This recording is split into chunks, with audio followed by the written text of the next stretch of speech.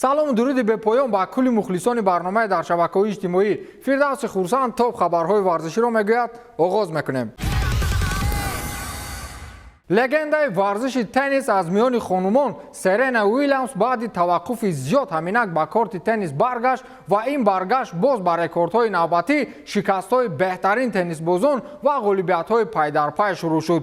зур аст охир. мегӯянд то баргашти шер шағолон ҳам худро шоҳ меҳисобанд. қаҳрамони 23-каратаи мусобиқаи тоскулои бузург дар даври дуюми мусобиқаи бонуфузи дигар US Open ракеткаи рақами 2 ҷаҳон Анет Контавейтро шикаст дод. Серенаи 40 сола дар тӯли фаъолияти худ 250-умин рақобати худро муқобили теннисбозони дар радабандӣ топ 10 ҷаҳон баргузор кард ва аз ин 178-умин ғолибияти худро дирӯз истиқбол намуд. Серена баъди мусобиқаи Australian Open дар соли 2021 аввалин бор аст ки рақиби сатҳи олии худ аз топ 3 теннисбозони ҷаҳониро шикаст медиҳад. ғайри ин ӯ аввалин теннисбоз хонум мегардид ки дар 40 солагӣ теннисбоз аз топ 3ро шикаст медиҳад. дар даври сеюми тоскулои бузург ӯ бо собиқ мавқеъдори чоргонаи радабандии теннисбозон Айла Томлянович рӯбарӯ мешавад. Серенаи 40 сола он гуна бозӣ мекунад ки гӯё 20 сола бошад.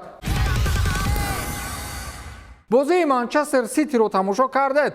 Ҳолланд имсол на ба Муҳаммад Салоҳ ва на ба Бенземаву Левандовскию бачаҳои ПСЖ ба гумонам ба истилоҳ ход намедиҳад. ӯ аллакай дуюмин хетрики худро ба пираҳани Манчестер Сити ба қайд гирифт ва агар умр вафояш кунад, бо чунин суръат касе ба ӯ баробар шуда наметавонад. Манчестер Сити дастаи Ноттингем Форестро бо ҳисоби 6-0 мағлуб кард ва таҳти раҳбарии Пеп Гвардиола ин даста аз соли 2016 дар 233 бозии баргузор кардаашон дар 32 тоаш аз 5 гол кам назадааст. ин беҳтарин нишондоди даста аз вақти сармураббигии Гвардиола ба ҳисоб меравад. футболбози навкори ин даста Эрлинг Ҳоланд бошад, аллакай ба гузоштани рекордҳо шурӯъ намуд. ӯ аз 15 дастаи чемпионати Англия дида зиёдтар гол задааст. Ҳоланд ҳоли ҳозир дар ҳисоби худ дар 5 даври мусобиқа 9 гол дорад ва аз 15 дастаи Премер-лигаи Англия ҳоло бо кулли ҳайат ин қадар гол назадаанд. ҳоло танҳо 5 даста аз Ҳоланд зиёд гол доранд ки инҳо худи Манчестер Сити бо 19 гол,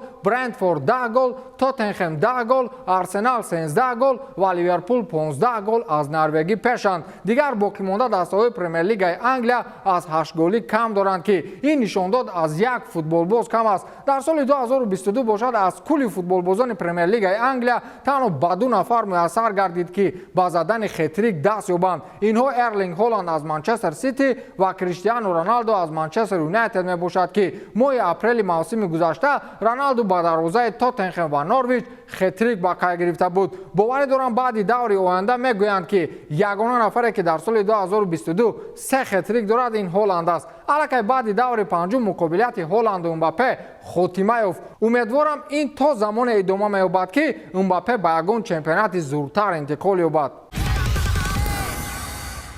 рӯзҳои охир сохтани ҳайкали одамони арзанда бо шоколад ба қавле муд шудааст. шояд ин ба хотири он бошад ки ба сохтани ҳайкали нуқрагӣ, мисӣ ва ё биринҷӣ пули зиёд харҷ мешавад. ҳайкалтарошҳо ҳам ёфтанд кори осонро. хулас ҳайкалтароши маъшҳури олмонӣ Андреас Хофериг аз шоколад баскетболбози афсонавии Даллас ва тими миллии Олмон Дирк Новитскиро сохт. кор дар осорхонаи шоколад дар Кёлн намоиш дода шуд ва инам дар ҳолест ки рӯзи панҷшанбе Олмон бозии ифтитоҳии Евробаскет 2022ро бо ҳамроҳии Фаронса дар ин шаҳр баргузор мекунад. қабл аз оғози вохӯриҳо маросими аз муомилот гирифтани рақами 14 ки қаблан Новитский зери он бозӣ мекард баргузор мешавад. ин аввалин бор дар таърих барои дастаҳои миллӣ аст. Новитский ба Олмон кӯмак кард ки дар ҷоми ҷаҳонии 2002 ба гирифтани медали биринҷӣ ва дар Евробаскет 2005 ба гирифтани медали нуқра даст ёбад. чӣ гуна гуфтем тандис ё худ ҳайкали шоколадии Новитский дар осорхонаи шоколад дар Кёлн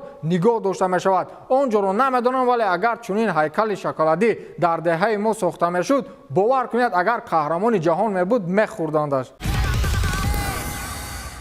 لیورپول در 5 دور اول لیگ اولی انگلیا تا حال تنها 8 گل گرفته است. شاگردان یورگن کلوپ دیروز بر نیوکاسل یونایتد با حساب 2-1 پیروز شدند. مرسیسایدی‌ها حال حاضر از پیشصف جدول چمپیونات آرسنال لندن 7 امتیاز کمتر دارند و با این در موقع پنجم جدول قرار گرفتند. اما اگر بازی با نیوکاسل تماشا کرده باشد، پس مثل من باور به آن میکند که لیورپول اون لیورپول قبلی به نظر نمیرسد. در آخرین ثانیه‌های بازی با عذاب و مشقت با زدن گل غلبه آور دست یافتند، وگرنه دسته لیورپول حال و احوالش در جدول از این دیده بدتر میشد. حالا زمان بهترین دسته رو معین کردن نیست، ولی لیورپول نسبت به حریف اصلی و اصولیش منچستر سیتی خیلی ضعیف به نظر میرسد. یورگن کلوپ نسبت گل در دقیقه 97 زده شاگردانش چنین اظهار اندیشه کرد: ما وزنین ترین بازی خود را پس سر کردیم. بازی با دسته که خط دفاعش خیلی پرقوت است برایمان مشکل پس سر شد. پس از بازی که همه چیز از اول درست بود،